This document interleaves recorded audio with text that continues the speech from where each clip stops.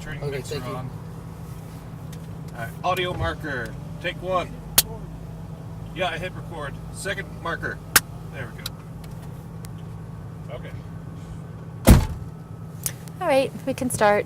We'll just drive around a few minutes. I'll ask you some questions Okay. about Walmart, as you know, the subject. 243. 243. Do you have any CSTs available? Can we turn down the level on this? There we go. So how many officers are in this department? Let me count here for a moment. There's 12. 12 officers. Yes. And so what is the area that you're patrolling primarily? Is it the shopping center area? It's the town of Lakeside. It's bordered.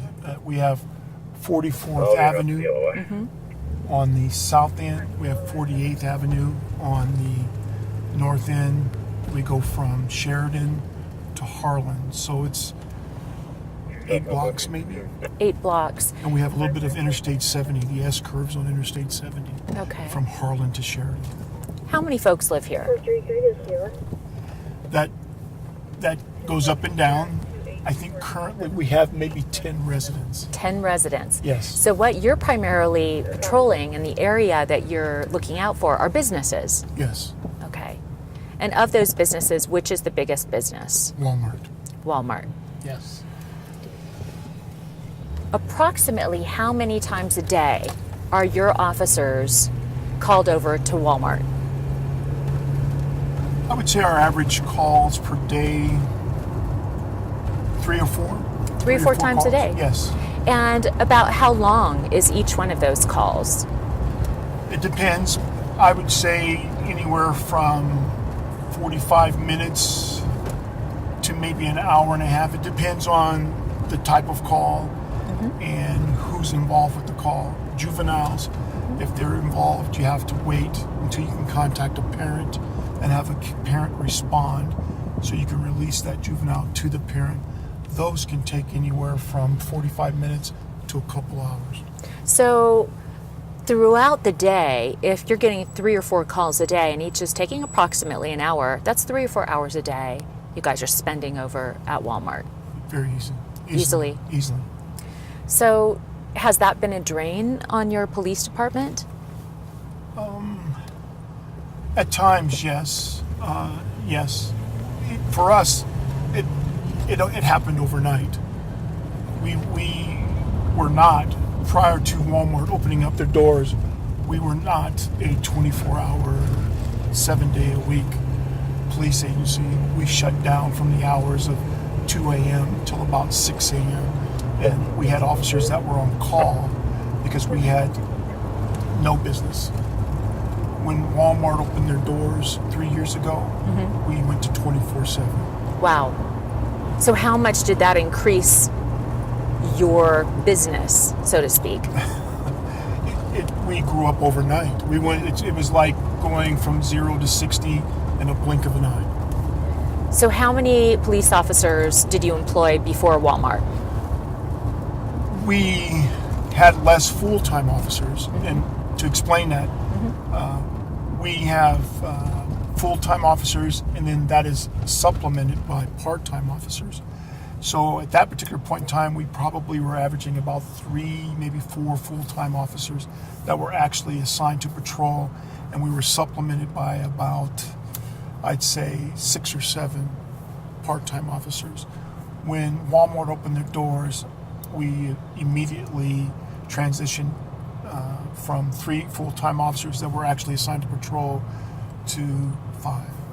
So when Walmart first opened, did you know that you were going to be spending so many resources and so many man hours over at Walmart?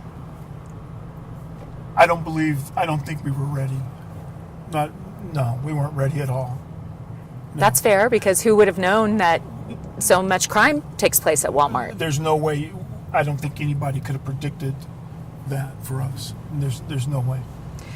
Do you have a solution in terms of how Walmart can have less crime or use your resources less? Well, I think there's a number of things that can be done. We have done a very good job of increasing our visibility. So once we realized that Walmart was going to draw on our resources, we've changed how we've patrolled. To give a good example of this, we spend a lot of time with traffic enforcement. We've reduced that amount of time, and now we've given that time that we were given to traffic enforcement to literally patrolling Walmart in and out of the parking lots, making sure we're contacting people. The unique thing about Walmart, which I was unaware of, but I learned, is nationwide, Walmart has a overnight policy where people can come in and spend the night in the parking lot overnight. Is that a good idea? Our Walmart does not have an overnight policy. Okay, good. We passed an ordinance that allows us to move people along. We don't allow that overnight presence. And I'll be very candid with you. It wasn't just for us. It wasn't just the shoplifting and all the things that are subsequent from contacting people and shoplifting. We saw an increase in some of the drug activity in the parking lot. For a while there was solicitation activity because of the overnight piece. Yeah. So it really changed the complexion of our town and definitely our call load and how we policed. So if all Walmarts would shut down their parking lots at night, you'd think there would be a vast reduction of crime. Well, I believe that would help. But I understand they're attempting to be accommodating because they're all over the nation, and when people get tired, who probably are unable to get a hotel or that expense, it allows people to sleep in their car and That find sounds some refuge. sounds like a recipe for disaster to me. It is. But there's a reason why Target, for example, doesn't allow that. Correct. Target does not allow people to spend the night in their parking lots. correct. They lock them down. You're Hence, correct. there's no crime in the middle of the night at Target. You don't have to worry about things like drug trafficking or solicitation going That's right. on. You're correct. And those problems that come along with that. Yeah. What about, is Walmart considering hiring off-duty cops, for example, or increasing the number of employees or security people in Walmart? Would that help reduce crime? Walmart is very aggressive in how they do their loss prevention. So they staff very well, and that's great for Walmart. It allows them to, one, make more contacts and definitely have a higher recovery of losses. That also means that they call the police, and I don't think we have stayed in step with that.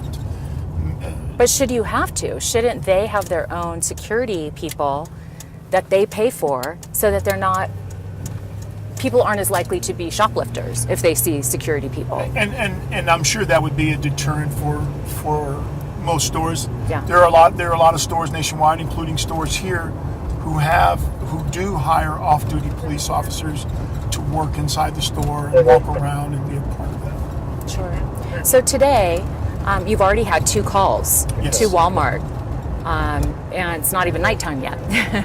So you're expecting that while I'm here visiting you today, we may get another call. More than likely. More than likely. Unless I've jinxed us. And that would probably be what, shoplifting? Yes. Is that the majority of types of crimes you see there? It is. It's usually a jump-off spot. Unfortunately for us, a lot of our shoplifting calls turn into a lot of felony calls. So a lot of petty offenses or misdemeanor offenses turn into felony calls because they turn into robberies. People are in possession of controlled substances, drugs. It's like a domino effect. Exactly. Weapons. We've arrested a number of people in the Walmart store that were knives, guns, machetes, you name it. How about in the parking lot too? Haven't there been road rage incidents here? Oh, no doubt. That happens a lot as well. We usually average about maybe 1 or 2 a weekend where there's a disturbance. We receive a call of a disturbance in the parking lot. Fighting or drugs or something, domestic? Fighting, domestics, we get it all. People leaving their children locked in cars, or pets locked in cars. I mean, we see it all. Yes. So, I guess the bottom line is most folks watching this today would be surprised to know that there's so much crime that happens at Walmart, and they would also be surprised to know that their tax dollars actually go to police officers that get called into Walmart throughout the day to also help them, rather than out patrolling the streets. We spend a lot of time in Walmart. That's fair to say. It's fair to say. And I would say not just here locally, but even nationwide.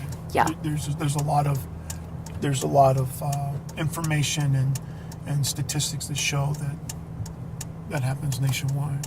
And we are going all around the country. So I'm sure Larry told you that this is part of a story where we've gone to Alabama and different cities to do the same story. And we're seeing this across the country. So it's not just here at Lakeside. Oh, it's not at all. in big cities. It's in smaller towns. And it's kind of surprising to people that I've talked to when they say, what is the story? Walmart crime that's pulling resources from police forces. Here's one of the most fascinating things that I've learned in having a Walmart in our town, which boggles my mind, is people come from all over to shop at our Walmart as well. We're a very small town, and when we contact people and make arrests, I'm always awed or surprised To see where they came from. All across the nation and all across Colorado. Just to come to this Walmart. Just to come to our Walmart. And you amazing. probably had to pass 4 or 5 Walmarts to get to ours. That's amazing. Do they just think it's an easy target here? I think initially, probably. Smaller town, kind of off the map a little bit in terms of not being really near a big city. And to test our police department as well. Oh, okay. No doubt. Wow. No doubt. Especially when you have groups that travel around, for lack of a better word, gypsies or grifters or whatever the correct terminology is now. I think initially we were tested. Wow. No doubt. You guys have been busy. We have been. Good for you.